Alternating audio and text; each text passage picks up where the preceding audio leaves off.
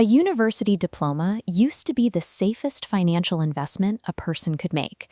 You took out the loans, put in the years, and walked out with guaranteed access to the middle class. By early 2026, that arrangement has collapsed. For millions of recent graduates, an expensive, specialized degree has mutated into a dangerous debt trap. We are operating inside the credential paradox. Advanced degrees, like a JD, a professional law degree, or a PhD, an elite research doctorate, no longer guarantee a premium salary. Instead, corporations are using these highly specialized qualifications as basic entry receipts. They are low-cost filters used to sort through applicants for standardized, automated workflows. This chart shows the severity of the market contraction. Since 2022, job vacancies for entry-level professionals holding bachelor's degrees have plummeted by 48%. The roles that served as the starting blocks for white-collar careers have simply vanished. Looking at the baseline overlay here, the financial math gets grim. A junior public sector attorney carrying $137,000 in student debt now yields a net hourly rate of roughly $18 to $27 an hour. That aligns directly with the wages of a multi-app delivery driver in the gig economy. When a professional with a decade of specialized education makes the same hourly wage as someone delivering takeout, the traditional knowledge economy has ceased to function. Human expertise is no longer valued for its scarcity. It is ruthlessly benchmarked against the operational cost of running a machine. To understand why professional wages are hitting a ceiling, we have to look at the math driving corporate payrolls. Organizations have adopted token economics. This is a framework where work is measured by the amortized cost of generating digital intelligence, rather than the hours a human sits at a desk. This scale illustrates the new corporate metric, TPS/dollar, or tokens per second per dollar. This metric calculates how much intelligence can be generated for a specific unit of currency. On one side, you have the heavy, fixed cost of a $120,000 human salary.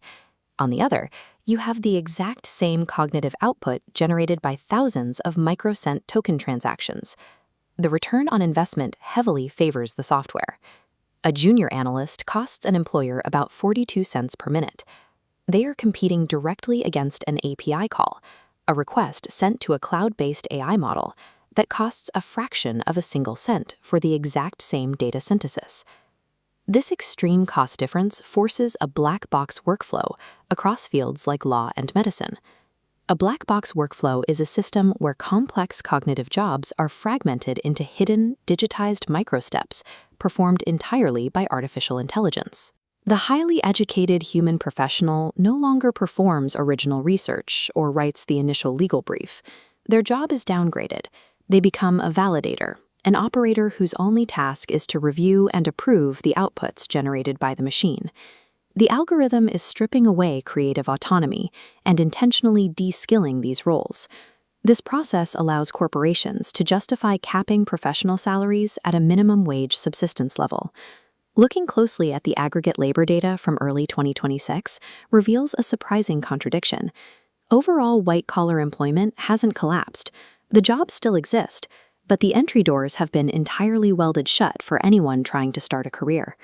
This corporate hierarchy diagram demonstrates a phenomenon called the junior purge. Because generative AI acts as a massive force multiplier, a single senior manager connected to automated process loops can now execute the exact same workload that previously required a team of 5 junior employees. As we look at the severed structure here, the reality of the old guard becomes clear.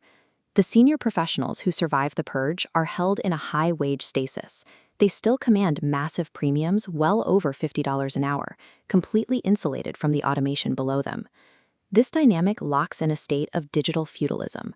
With 6.1 unemployed applicants fighting for every single entry-level vacancy, structurally indebted youth are blocked from ever gaining the hands-on experience necessary to enter that fortified upper tier.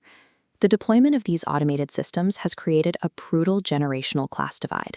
Established insiders hoard the high-paying work and the wealth, while a massive cohort of highly credentialed young professionals is permanently relegated to an automated underclass. In a post-skill economy, the traditional career playbook is broken.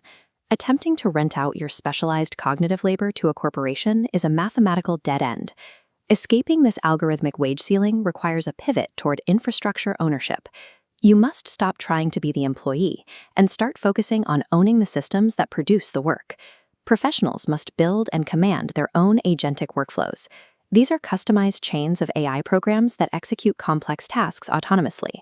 By operating as the central hub, you capture the massive efficiency gains of the technology for yourself, rather than letting an employer pocket the profits.